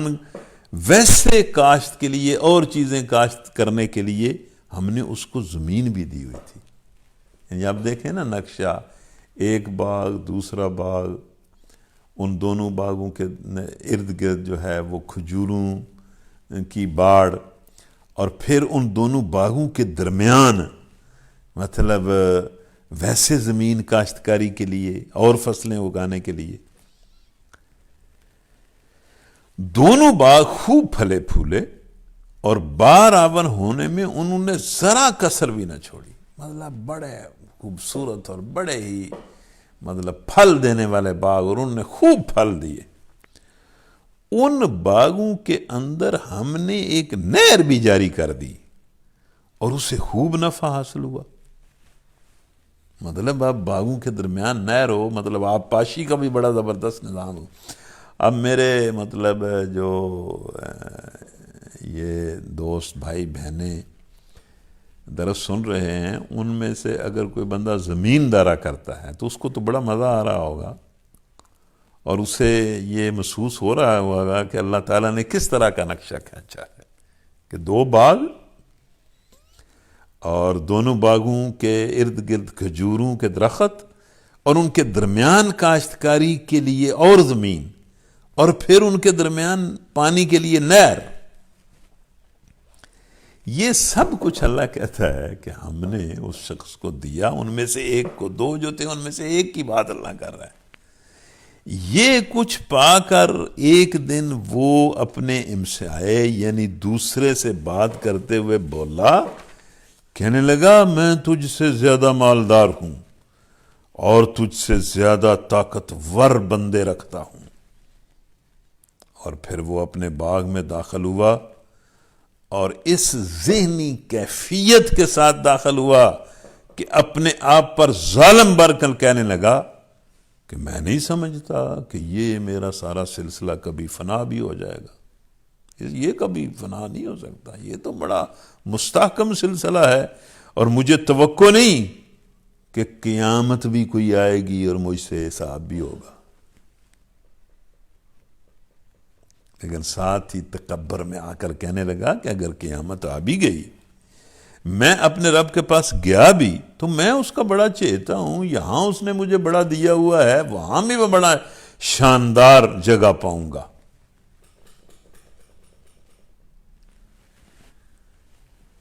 یہ بھی ان مکہ کے سرداروں میں بھی کوئی کوئی کہتا تھا، اپنے باغ اور اپنا سلسلے دیکھتے تھے اور کہتے تھے کہ یہ محمد صلی اللہ علیہ وسلم اور اس کے ساتھی کیا ہے، یہ دیکھو ہمارے پاس کیا ہے، اول تو یہ قیامت اور آخرت ہے نہیں، اور اگر ہوگی تو ہمارا رب ہمیں اور زیادہ دے گا۔ اب اس کے ہمسائے نے اس سے بات کرتے ہوئے کہا کہ کیا تو کفر کرتا ہے اس ذات سے جس نے تجھے مٹی سے اور پھر نطفے سے پیدا کیا اور تجھے ایک پورا آدمی بنا کھڑا کیا؟ کیا کر رہا ہے تو کفر کرتا ہے اس ذات سے؟ حالانکہ اس شخص نے اللہ کی ہستی کا انکار نہیں کیا تھا، بلکہ وہ تو کہتا تھا کہ میں اگر واپس اللہ کے پاس گیا، یعنی اللہ کے وجود کا قائل تھا، لیکن اس کے باوجود اس کے ہمسائے نے اسے کفر باللہ کا مجرم قرار دیا۔ اس کی وجہ یہ ہے کہ اللہ کا کفر محض اس کی ذات کے انکار کا نام نہیں ہے، بلکہ تکبر کرنا، فخر اور غرور کرنا، اس کے احکامات سے غفلت کرنا اور اس کی بندگی سے انکار کرنا اور آخرت کا انکار کرنا، یہ بھی اللہ کا کفر ہے۔ اس بات کو سمجھ جائیں کہ اس بندے نے اللہ کی ذات کا کفر نہیں کیا، لیکن جو بندہ تکبر کرتا ہے، نافرمانی کرتا ہے، ناشکری کرتا ہے اور آخرت کی فکر نہیں کرتا، آخرت کی فکر سے بے نیاز ہو کر زندگی گزارتا ہے، وہ اللہ کا کفر کرتا ہے۔ اس لیے اس بندے نے اسے کہا کہ یہ باتیں کیا کر رہے ہو، تکبر میں مبتلا ہو، غرور میں مبتلا ہو، جس اللہ نے تمہیں مال دیا ہے اس اللہ کا کفر کر رہے ہو اور اس کی آخرت کو جھٹلا رہے ہو، اس کے احکام سے بے پرواہ ہو رہے ہو، کیا کر رہے ہو؟ اس نے یہی سمجھا کہ بس میں ہوں، میری دولت، شان و شوکت کسی کا عطیہ نہیں، بلکہ میری قابلیت اور قوت کا نتیجہ ہے، اور میری دولت لازوال ہے، کوئی اس کو مجھ سے چھیننے والا نہیں، اور کسی کے سامنے مجھے حساب دینا نہیں ہے۔ وہ اگر خدا کو مانتا بھی ہے تو محض ایک وجود کی حیثیت سے مانتا ہے، اپنے مالک اور آقا اور فرمانروا کی حیثیت سے نہیں مانتا۔ حالانکہ ایمان باللہ اسی حیثیت سے خدا کو ماننا ہے کہ اس کو مانا جائے، اس کے احکام کو مانا جائے، اس کی دی ہوئی خبروں کو مانا جائے، اس کے انبیاء کو مانا جائے، اس کی بتائی ہوئی آخرت کو مانا جائے اور قیامت کو مانا جائے اور اس کے مطابق زندگی گزاری جائے، یہ ایمان ہے۔ اب کیا ہوا؟ اس بندے نے کہا کہ جب تو اپنے باغ میں داخل ہو رہا تھا تو اس وقت تیری زبان سے یہ کیوں نہ نکلا کہ ماشاءاللہ لا قوت الا باللہ، کہ جو کچھ اللہ تعالیٰ نے چاہا ہے وہ مجھے ملا ہے اور اس کے سوا کسی کے پاس کوئی طاقت و قوت نہیں۔ یہ شکر کا کلمہ تیری زبان سے کیوں نہیں نکلا؟ تجھے کیا ہو گیا ہے؟ تیری مت ماری گئی ہے؟ تیرا دماغ خراب ہو گیا ہے؟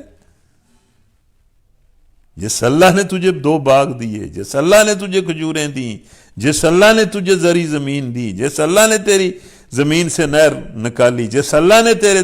درختوں کو پھل لگایا، تو نے یہ کیوں نہیں کہا کہ ماشاءاللہ لا قوت الا باللہ، یہ سب کچھ اللہ نے دیا ہے؟ اور پھر ساتھ اس نے کہا کہ تو میرے مقابلے میں تکبر اور غرور کا اظہار کرتا ہے، اگر تو مجھے مال اور اولاد میں اپنے سے تھوڑا پا رہا ہے تو یہ بات کوئی دور نہیں، ہو سکتا ہے کہ میرا رب مجھے تیرے باغ سے بہتر باغ عطا کر دے اور تیرے باغ پر آسمان سے کوئی آفت اور بڑا بھیج دے جس سے وہ صاف میدان بن کر رہ جائے اور اس کا پانی زمین میں اتر جائے اور پھر تو اس پانی کو نکال نہ سکے۔ اس دوسرے نے اس کو کہا۔ آخر کار ہوا یہ کہ جس پہلے نے تکبر کیا تھا اس کا سارا ثمرہ مارا گیا اور وہ اپنے انگوروں کے باغ کو الٹا پڑا دیکھ کر، برباد ہوا دیکھ کر اپنی لگائی ہوئی لاگت پر بھی ہاتھ ملتا رہ گیا اور کہنے لگا کہ کاش میں نے اپنے رب کے ساتھ کسی کو شریک نہ ٹھہرایا ہوتا۔ یعنی اللہ کی نعمتوں کو اللہ کی نعمتیں نہ سمجھنا، اس کے حساب کتاب پر یقین نہ رکھنا اور اس کا شکر ادا نہ کرنا، یہ اس کے ساتھ شرک کرنا ہے، یہ عملی شرک ہے۔ وہ خود پکار اٹھا کہ کاش میں نے اپنے رب کے ساتھ کسی کو شریک نہ ٹھہرایا ہوتا۔ نہ ہوا اللہ کو چھوڑ کر اس کے پاس کوئی جتھا کہ اس کی مدد کرتا، اور نہ کر سکا وہ آپ ہی اس آفت کا مقابلہ۔ اس وقت اسے معلوم ہوا کہ کار سازی کے سارے اختیارات اللہ کے پاس ہیں، انعام وہی بہتر ہے جو وہ بخشے اور انجام وہی بخیر ہے جو وہ دکھائے۔ بندہ اس کے حکم پر قائم رہے اور اسی پر بھروسہ کرے اور اسی کو اپنا کارساز اور ولی سمجھے۔ یا اللہ تو نے جو کچھ ہمیں دیا ہوا ہے اور جو کچھ تو ہمیں دے گا مستقبل میں، اس سب پر ہم آج یہ کہتے ہیں کہ ماشاءاللہ لا قوت الا باللہ، اور ہم اپنے سارے معاملات پر میں تجھی پر بھروسہ کرتے ہیں اور یہ کلمہ بار بار اپنی زبان سے ادا کرتے ہیں کہ حسبنا اللہ و نعم الوکیل، حسبنا اللہ و نعم الوکیل، حسبنا اللہ و نعم الوکیل۔ اور یا ارحم الراحمین، ہم تیری دی ہوئی نعمتوں پر اور اس نعمت ایمان پر، اس نعمت قرآن پر، اس نعمت دین اسلام پر ہم تیرا شکر ادا کرتے ہیں، تیرا شکر ادا کرتے ہیں، تیرا شکر ادا کرتے ہیں۔ ہمارے لیے اپنی اس نعمت عظمیٰ دین میں بھی، دین پر عمل میں بھی ہمارے لیے اضافہ اور برکت دے، اور اپنی باقی نعمتوں میں بھی یا اللہ ہمارے لیے اضافہ اور برکت دے، ہماری نسلوں کے لیے اضافہ اور برکت دے۔ وَاضْرِبْ لَهُمْ مَثَلَ الْحَيَاةِ الدُّنْيَا كَمَاءٍ أَنزَلْنَاهُ مِنَ السَّمَاءِ فَاخْتَلَطَ بِهِ نَبَاتُ الْأَرْضِ فَأَصْبَحَ هَشِيمًا تَذْرُوهُ الرِّيَاحُ وَكَانَ اللَّهُ عَلَى كُلِّ شَيْءٍ مُقْتَدِرًا۔ المال والبنون زینۃ الحیات الدنیا والباقیات الصالحات خیر عند ربک ثوابا وخیر عملا ویوم نسیر الجبال وترى الارض باردة وحشرناهم فلم نغادر منهم احدا وَعُرِضُوا عَلَىٰ رَبِّكَ صَفًّا لَقَدْ جِئْتُمُونَا كَمَا خَلَقْنَاكُمْ أَوَّلَ مَرَّةٍ بَلْ زَعَمْتُمْ أَن لَّن نَّجْعَلَ لَكُم مَّوْعِدًا وَوُضِعَ الْكِتَابُ فَتَرَى الْمُجْرِمِينَ مُشْفِقِينَ مِمَّا فِيهِ وَيَقُولُونَ يَا وَيْلَتَنَا مَا لِهَٰذَا الْكِتَابِ لَا يُغَادِرُ صَغِيرَةً وَلَا كَبِيرَةً إِلَّا أَحْصَاهَا وَوَجَدُوا مَا عَمِلُوا حَاضِرًا وَلَا يَظْلِمُ رَبُّكَ أَحَدًا۔ تو یہ میں نے جس طرح کہا تھا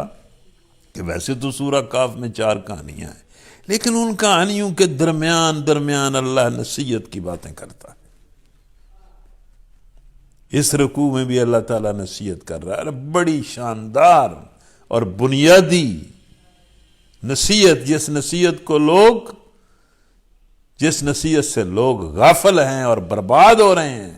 اور اپنی ساری سعی و جہد اور محنت اور کوشش کو برباد کر رہے ہیں۔ اللہ فرماتا ہے سنیں، لوگو، اے نبی، انہیں دنیا کی زندگی کی حقیقت اس مثال سے سمجھاؤ کہ آج ہم نے آسمان سے پانی برسایا تو زمین کی پود خوب گنی ہو گئی، اور کل وہی نباتات بھس بن کر رہ گئی جسے ہوائیں اڑائے لیے پھرتی ہیں۔ اللہ ہر چیز پر قدرت رکھتا ہے۔ اللہ کہتا ہے یہ دنیا کی زندگی 6 مہینے کی فصل کی طرح ہے، بارش ہوئی، فصل لہلائی، اگی، پکی اور ختم ہو گئی، بس یہی دنیا ہے۔ پیدا ہوا، بچپن گزارا، جوانی ہوئی، بڑھاپا آیا، مر گیا، یہ 6 مہینے کی فصل ہے دنیا۔ اور پھر فرمایا یہ مال اور یہ اولاد دنیا کی زندگی کے ایک عارضی آرائش ہے، عارضی خوبصورتی اور زینت ہے۔ اصل میں تو باقی رہ جانے والی نیکیاں تیرے رب کے نزدیک نتیجے کے لحاظ سے بہتر ہیں، اور انہی نیکیوں سے اچھی امیدیں وابستہ کی جا سکتی ہیں۔ یعنی مال اور اولاد اصل چیز نہیں ہے، اصل چیز اعمال صالحہ ہیں۔ نیکیاں کرو، نیکیوں میں آگے بڑھنے کی کوشش کرو، مال اور اولاد کی فکر نہ کرو، نیک اعمال کی فکر کرو، نیکیوں کی طرف بڑھو۔ سابقوا الی مغفرۃ من ربکم وجنہ، دوڑ کر چلو اللہ کی طرف اور جنت کی طرف، جنت حاصل کرنے کی کوشش کرو۔ فکر اس دن کی ہونی چاہیے لوگوں، سنو، فکر اس دن کی ہونی چاہیے جب کہ ہم پہاڑوں کو چلائیں گے، زمین کو بالکل ننگا کر دیں گے، اور ہم تمام انسانوں کو اس طرح گھیر کر جمع کر لیں گے کہ اگلوں پچھلوں میں سے ایک بھی نہیں چھوٹے گا، تو بھی نہیں چھوٹے گا، جو سن رہا ہے تو بھی نہیں چھوٹے گا، اور سب کے سب تمہارے رب کے حضور صف در صف پیش کیے جائیں گے، اور اللہ فرمائے گا دیکھ لو آگے ہو تم ہمارے پاس اسی طرح جس طرح ہم نے تمہیں پہلی بار اکیلا پیدا کیا تھا۔ تم نے تو یہ سمجھا تھا کہ ہم نے تمہارے لیے کوئی وعدے کا وقت مقرر ہی نہیں کیا ہے۔ یعنی جو بندہ اللہ کے سامنے پیش ہونے سے انکار کرتا ہے، اس کو اللہ اس دن کہے گا کہ بھئی آگے ہو نا، اور نامہ اعمال سامنے رکھ دیا جائے گا۔ اصل چیز عمل ہیں، اچھے اور برے سامنے رکھ دیا جائے گا۔ اس وقت تم دیکھو گے کہ مجرم لوگ اپنے اعمال کے اندر جات، اپنی زندگی کی کنداب کے اندر جو کچھ ہوگا اس کو دیکھ کر ڈر رہے ہوں گے اور کہہ رہے ہوں گے کہ ہائے ہماری کمبختی، یہ کیسی اعمال کی کتاب ہے کہ ہماری کوئی چھوٹی بڑی حرکت ایسی نہیں رہی جو اس میں درج نہ ہو۔ خیر ہے، اللہ تعالیٰ اقوال بھی اعمال بھی درج کر رہا ہے، سب اللہ انسان کے سامنے کر دے گا، ریل چل جائے گی، فلم چل جائے گی، جو کچھ انہوں نے کیا تھا وہ سب اپنے سامنے حاضر پائیں گے۔ اور دیکھو اللہ تعالیٰ اعمال دکھانے کے معاملے میں اور اعمال کے نتیجے کے معاملے میں کسی سے کوئی ظلم نہیں کرے گا، کسی طرح کا بھی ظلم نہیں کرے گا، ہر بندہ اپنے کیے کو بھگتے گا۔ وَإِذْ قُلْنَا لِلْمَلَائِكَةِ اسْجُدُوا لِآدَمَ فَسَجَدُوا إِلَّا إِبْلِيسَ كَانَ مِنَ الْجِنِّ فَفَسَقَ عَنْ أَمْرِ رَبِّهِ أَفَتَتَّخِذُونَهُ وَذُرِّيَّتَهُ أَوْلِيَاءَ مِن دُونِي وَهُمْ لَكُمْ عَدُوٌّ بِئْسَ لِلظَّالِمِينَ بَدَلًا ما أشهدتهم خلق السماوات والأرض ولا خلق أنفسهم وما كنت متخذ المضلين عضدا ويوم يقول نادوا شركائي الذين زعمتم فدعوهم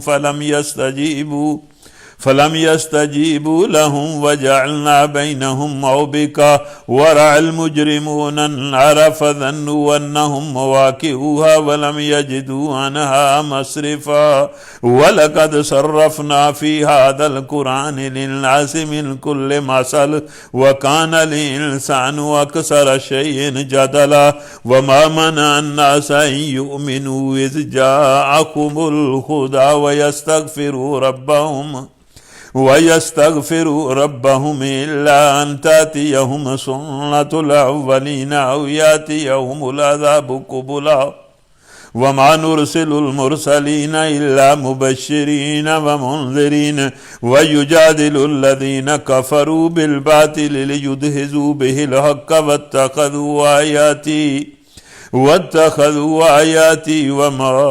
أنذروا هزوا ومن أظلم ممن ذكر بآيات ربه فأعرض عنها ونسي ما قدمت يداه إنا جعلنا على قلوبهم أكنة أن يفقهوه وفي آذانهم وقرا وإن تدعوهم إلى الهدى فلن يعتدوا إذن أبدا وربك الغفور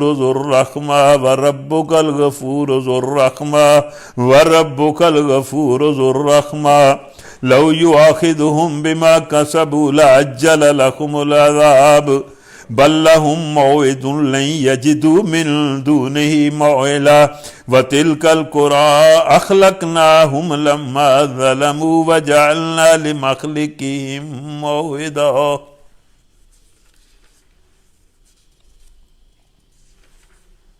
یاد کرو جب ہم نے فرشتوں سے کہا کہ آدم کو سجدہ کرو تو انہوں نے سجدہ کیا مگر ابلیس نے نہ کیا.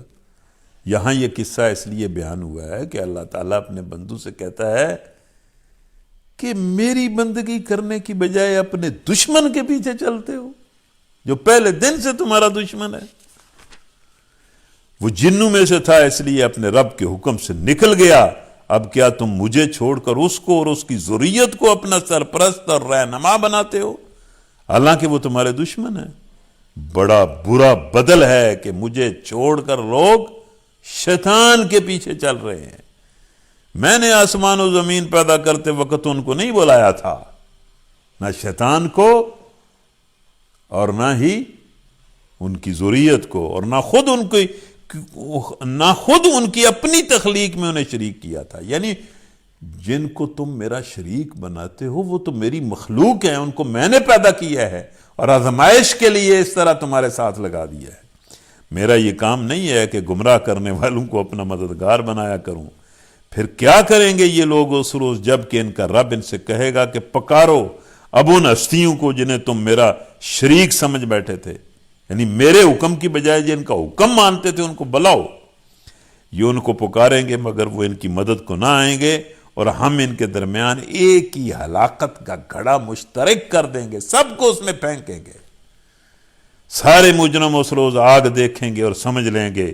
کہ اب انہیں اس میں گرنا ہے اور وہ اس سے بچنے کے لیے کوئی جائے پناہ نہ پائیں گے. اللہم اجرنا من النار، اللہم اجرنا من النار، اللہم اجرنا من النار. اللہ ہمیں جہنم سے بچنے اور جنت حاصل کرنے کے راستوں پر چلائے. آمین. ہم نے اس قرآن میں لوگوں کو طرح طرح سے سمجھایا مگر انسان بڑا جھگڑالو واقع ہوا ہے. خواہ جھگڑا کرتا ہے، بلا وجہ جھگڑا کرتا ہے، بلا دلیل جھگڑا کرتا ہے، ضد پر اتر آتا ہے. ان کے سامنے جب ہدایت آئی تو اسے ماننے اور اپنے رب کے حضور معافی چاہنے سے آخر ان کو کس چیز نے روک دیا؟ اس کے سوا اور کچھ نہیں کہ وہ منتظر ہیں کہ ان کے ساتھ بھی وہی کچھ ہو جو پچھلی قوموں کے ساتھ ہو چکا تھا. یہ چاہتے ہیں یا یہ کہ وہ عذاب کو سامنے آتا دیکھ لیں پھر وہ مانیں گے.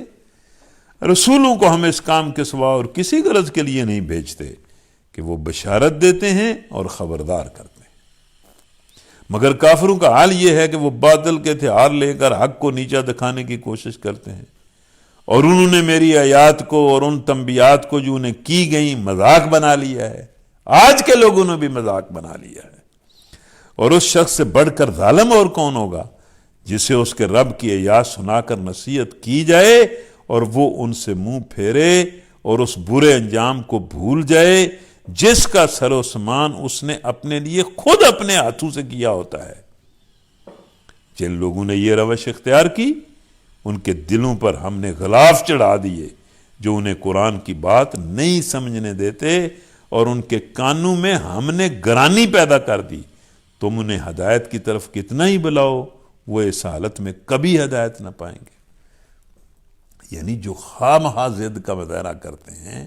خواہ مخواہ کٹ حجتیاں کرتے ہیں، خواہ مخواہ ہماری بات نہیں مانتے، تو ہم بھی ان کے دلوں پر ٹھپا لگا دیتے ہیں۔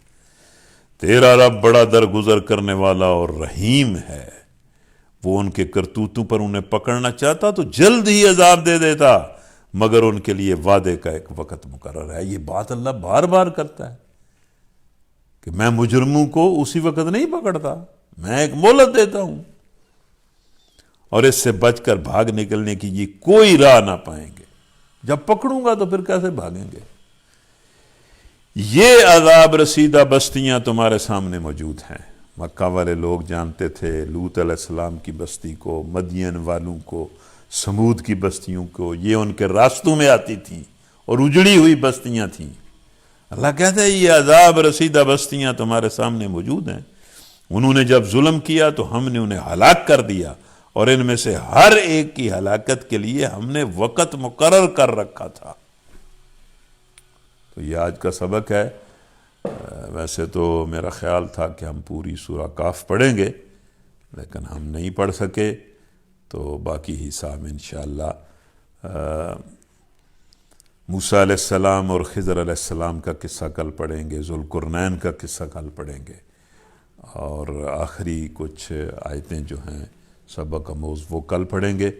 میں آپ سب سے کہتا ہوں کہ بھئی دوسروں کو ضرور بتائیں کہ کل بھی بڑا سبق آموز سبق ہے، کل اس میں شریک ہوں۔ اللہ تعالی ہمیں ایمان نصیب کرے، ایمان پر آسانی کے ساتھ چلنا نصیب کرے، اور ہمیں آزمائشوں اور فتنوں سے بچائے، اور دنیا اور آخرت کی حسنات اور خیرات اور سلامتی اور امن نصیب کرے۔ وآخر دعوانا ان الحمدللہ رب العالمین۔ ربنا آتنا فی الدنیا حسنہ وفی الآخرۃ حسنہ وقنا عذاب النار۔ یا اللہ ہم سب کو ایمان نصیب فرما، اخلاص نصیب فرما، تقوی نصیب فرما، احسان کے درجے پر فائز فرما، اور اپنے ذکر اور شکر اور بہترین بندگی کی توفیق نصیب فرما۔ سابقم بالخیرات اور مستجاب الدعوات بنا، مستجاب الدعوات بنا، مستجاب الدعوات بنا۔ آمین۔ اللہم صلی وسلم علی نبینا محمد وعلی آلہ وصحبہ اجمعین برحمتک یا رب۔